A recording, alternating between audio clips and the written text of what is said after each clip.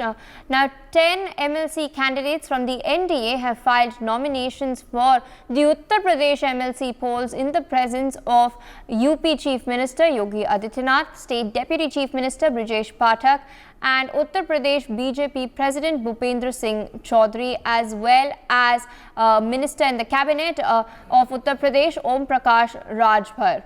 Those who have filed the nomination papers from the Bharatiya Janata Party include former ministers Mahendra Singh and Ashok Kataria, Vijay Bahadur, as well as Mohit Beniwal, Ram Tirath Singhal and Dharmendra Singh. Meanwhile, polls are of course slated to be held on the 21st of March in Uttar Pradesh as well.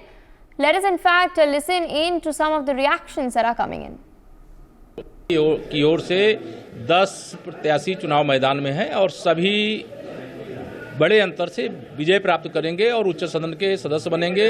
मैं अग्रिम रूप से सभी आज जिन लोगों ने नामांकन कराया उनको बधाई देता हूँ। समाजवादी पार्टी, समाप्तवादी पार्टी। देखिए 51 के 51 सीटों पर जो कल बीजेपी की सूची आई है, सभी प्रत्याशी प्रचंड बहुमत से जीतेंगे और प्रदेश की जो शेष सीटें बची हैं 80 की 80 में बीजेपी ही जीतेगी।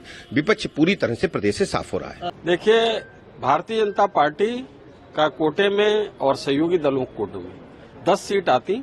भारतीय जनता पार्टी सहयोगी दलों के साथ 10 सीट पर आज नामांकन कराने जा रही है, जिसमें माननीय मुख्यमंत्री जी, माननीय उप मुख्यमंत्री जी, माननीय प्रदेश अध्यक्ष जी और हमारे सहयोगी दलों के नेता माननीय ओम प्रकाश राजभर जी और माननीय आशीष पटेल जी समेत बाकी राष्ट्रीय लोकदल के नेता सभी लोग वहां पर उपस्थित। Meanwhile, my colleague Nikita Sareen has had an exclusive conversation with SBSP founder and chief Om Prakash Rajbhar. Let's listen in. Subhaspa के अध्यक्ष ओम प्रकाश राजभर इस वक्त हमारे साथ हैं। बात करेंगे सर, आपका भी एक कैंडिडेट आज उन्होंने नामांकन जारी किया है, आज नामांकन दाखिल किया है, क्या कहना है और क्या कुछ सबसे पहले तो चुनौतियां रहेंगी इस बार, क्योंकि अब समाजवादी पार्टी भी 1 बजे के बाद नामांकन दाखिल करेगी, वहाँ भी लड़ाई झगड़े लगातार चल ही रहे हैं। ये उनका विषय है, उनको तय करना है प्रत्याशी। हम लोग एनडीए के साथी पहले ही तय कर चुके हैं और हम लोगों के प्रत्याशियों ने नॉमिनेशन भी कर दिया और हम लोगों के प्रत्याशी पार्टी के संगठन के लिए जो काम किए हैं, चाहे वो बीजेपी का आप देख लीजिए, चाहे अपना दल का देखिए, चाहे वो राष्ट्रीय लोकदल का देखिए, चाहे सुहेलदेव भारतीय समाज पार्टी को देखिए।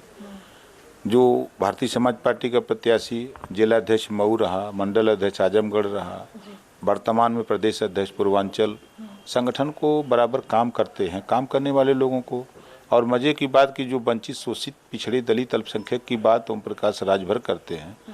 अगर इन गरीब कमजोर को नहीं ले आएंगे सदन में तो फिर धना सेठों को ले आएंगे, तो फिर लोगों में हमारे में क्या अंतर है। आपने एक बयान भी दिया था कि पढ़े लिखे लोग एमएलसी के लिए एज अ प्रत्याशी आ रहे हैं, नामांकन कर रहे हैं, तो आपको सर क्या लगता था कि अभी तक उनके एजुकेशन में जो रहे हैं प्रत्याशी कमी रही है?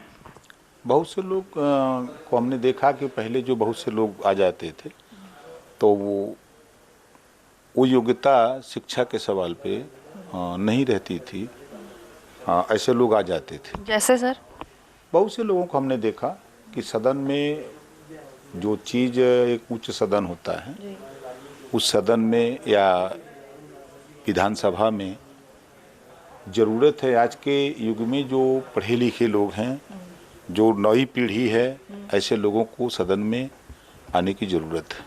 तो आप खुश हैं एक कैंडिडेट से एमएलसी के लिए कि और भी मांगे हैं? हम नाराज कब रहते हैं? हम तो हमेशा खुश रहते हैं और लड़ाई लड़ते रहते हैं। तो 11वां कैंडिडेट सर? अब देखिए, पार्टी का विषय है, एनडीए के साथियों का विषय अगर तय करते हैं तो वो भी जीतेगा। बहुत शुक्रिया हमसे बात करने के लिए। तो आप सुन रहे थे ओम प्रकाश राजभर को। लखनऊ से वीडियो जर्नलिस्ट रशीद के साथ मैं निकिता सरीन, इंडिया न्यूज़ के लिए। For more such videos, subscribe to the NewsX YouTube channel, hit the bell icon.